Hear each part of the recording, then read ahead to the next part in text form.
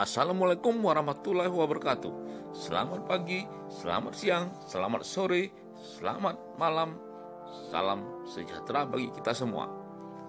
Gubernur Sumsel, Herman Deru, mengatakan bahwa Sumsel harus punya identitas atau ciri khas.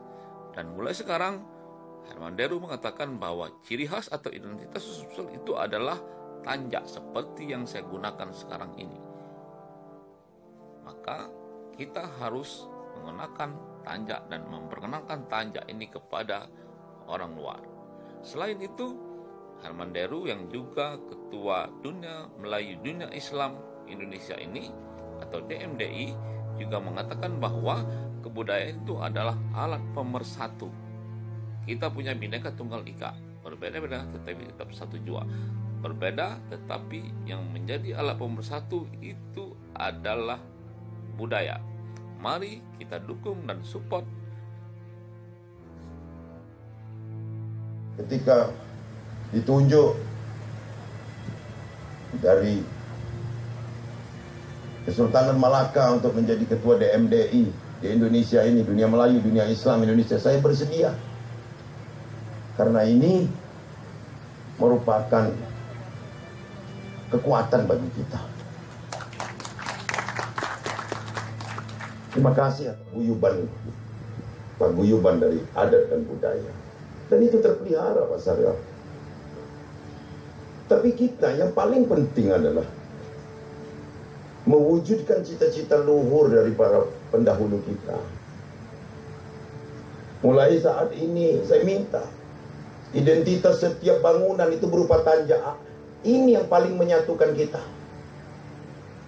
Kita boleh punya tutup udang, boleh punya topi yang berbeda-beda, tapi yang menyatukan ini tanjak. Mulai saat ini Geria Agung juga gapuranya sudah saya menjadikan tanjak juga. Jalan tol kita jalan tanjak nanti. Kita harus bangga dengan dari ini. Pertama tadi ini dikeris Goresan sama pertama tanjak dilakukan oleh Pak Gubernur Pak Haji Herman Deru. Dia membuat kris dan diharapkan kris itu berpasangan dengan tanjak.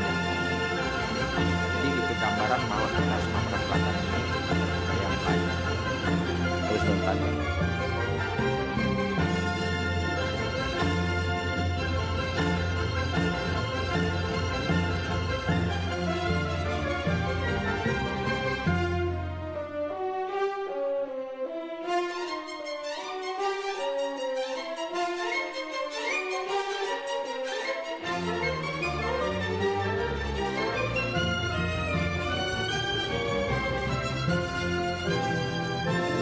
Pemersatu kita.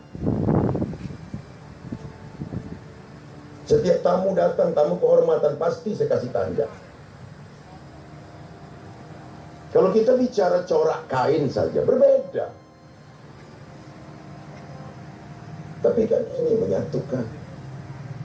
Berikutnya tentang pelaksanaan pesta-pesta pernikahan, hitanan, lamaran, yang sebagian besar sudah sangat melenceng dari apa dulu yang diwariskan oleh para leluhur kita.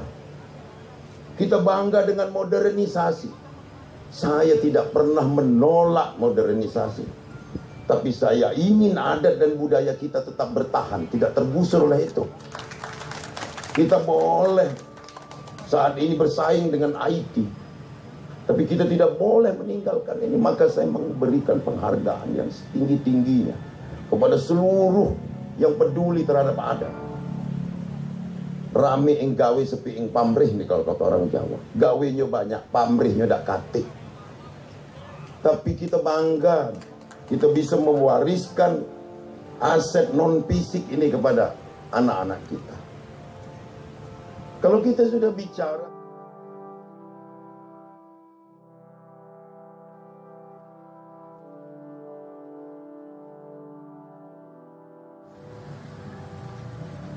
jadi kepada Pak Albar, dosen saya, guru saya, apa yang Bapak ajarkan dulu kepada kami,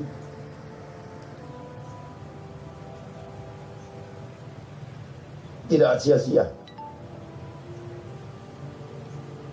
Tapi ini tidak cukup pada level provinsi dan kabupaten saja.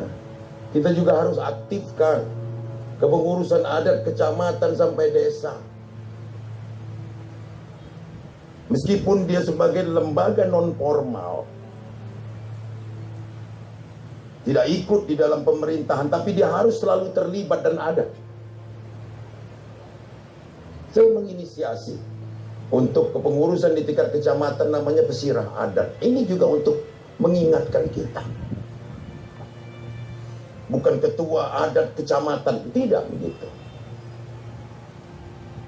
Hanya karena undang-undang yang menghapuskan, Undang-Undang nomor 5 tahun 79 menghapuskan pesirah itu. Tapi sebenarnya rohnya masih ada. Jika ini terbentuk, maka paling tidak bisa mereduksi permasalahan-permasalahan di lapangan. Sengketa tanah misalnya. Banyak belum selesai. Karena ketidakpahaman dari pengejawantahan hukum-hukum adat termasuk masalah tanah. Apa yang dimaksud hak ulayat? Bagaimana orang yang berhak? Siapa yang berhak membagi? Maka untuk itu pekan adat ini, saya mohon maaf, ini belum maksimal saya anggap, tapi sudah lumayan. Sebagai wujud bahwa kita serius. Kita serius. Ini identitas kita. Tapi siapapun warga yang sudah berdomisili Sumatera Selatan, dia menjadi bagian kita. Nah, Pak Albar dan seluruh tokoh yang hadir di sini, saya akan buat ini menjadi prioritas utama, tapi tidak juga menjadikan kita kolot. Bahwa kita bukan orang kolot kalau kita berpakaian seperti ini. Kita tidak menjadi orang kolot kalau kita sopan seperti layaknya orang Sumatera Selatan. Ini kita harus bangga. Bolehlah kalau ini umum, misalnya di acara pernikahan pakai baju pengantin Cak Blando yang pegang-pegang wong 7 meter panjang, bolehlah, enggak apa. Cuman jangan tinggalkan juga dalam satu sesi adat kita. Jangan ditinggalkan ya. Kakek sangko wong Blando kawin di Palembang. Saya khawatir jujur saja. Maka benteng-bentengnya adalah bapak-bapak. Sampaikan kepada seluruh hadirin bahwa acara hari ini sudah cukup membuat kita bangga. Sengaja saya inisiasi untuk diselenggarakan di sini agar kita sama-sama meremind apa yang dicita-citakan oleh leluhur kita. Tanpa kita sadari, kita sedikit demi sedikit sudah meninggalkan adat budaya. Dan yang paling saya khawatirkan adalah perilaku yang sudah melenceng dari identitas Sumatera Selatan. Ini yang paling saya khawatirkan. Terkesan mendadak, iya. Tapi ini adalah perbuatan. Yang saya inginkan hasil dari kita menyelenggarakan pekan adat ini, yakni implementasinya di lapangan. Jadi bukan show off adat-adat dan kebudayaan, kesenian kita, bukan itu. Tapi kita menginginkan implementasinya. Sumatera Selatan yang punya budaya dan karakter sportif. Tak katik nyucuk-nyucuk belakang yang namanya Sumsel ini. Ini juga harus kita popok. Tidak ada ngumpat-ngumpat di belakang namanya Sumsel ini. Kita biasa dilatih dengan kesatriaan. Maka di kesempatan ini, apapun profesi kita tetap berpegang teguh dari apa yang kita wariskan. Memang tantangannya nggak sederhana. Kita diwariskan daerah yang luas dan sangat heterogen.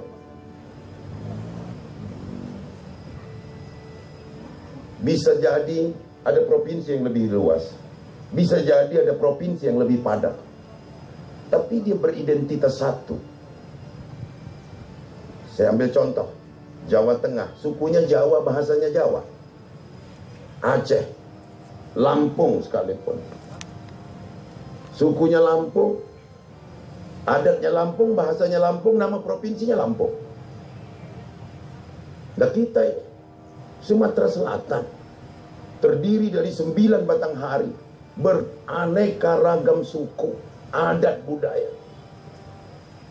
Maka ketika persepsi kita tidak menyatu, ini hanya berupa onggokan-onggokan kecil saja. Untuk itu acara hari ini acara yang sangat penting dan saya anggap sangat sakral, di mana kita bertemu. Dari mulai aksara kita, sebutannya pun berbeda. Kalau Jawa Hono Coroko, semua Hono Coroko.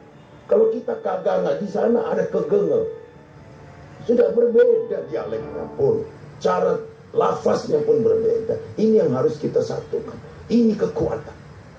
Saya mengutip apa yang dikatakan Pak Syahrial tahun 2007. Perbedaan kita ini adalah satu kekuatan. Di saat itulah diinisiasi paguyuban dari adat dan budaya. Dan itu terpelihara Pak Syahrial.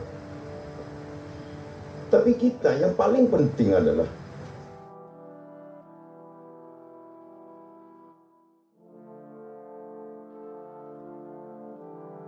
bahasa yang ada. Saya minta pada dinas tertentu, OPD tertentu sudah mulai menganggarkan yang memadai, bukan asal-asalan. Ini mumpung ada ketua DPRD. Dari mulai kamus bahasa, dari bahasa Col, bahasa Musi, bahasa Komring. Komring itu 51 desa dan 51 dialek. Jadi jangan ngomong Komring itu Komring satu. Bahasanya 51 dialek. Dari Batu Raja Bungin sampai Gunung Batu. Dari R-nya yang L, E sampai R. Jadi jangan Komring saja. Kalau bicara bahasa, ini perlu dibedah. Saya minta ada laboratorium bahasa ini. Kita aktifkan kebudayaan kita. Kemarin saya buka juga di museum dengan penuh rasa bangga. Ada orang-orang yang masih peduli. Ada Sultan Mahmud Badarudin IV hadir juga dan banyak tokoh lagi. Saya terima kasih. Goresan puas pada kanvas tadi yang dilakukan oleh Bapak Gubernur Sumatera Selatan akan dilanjutkan lukisannya.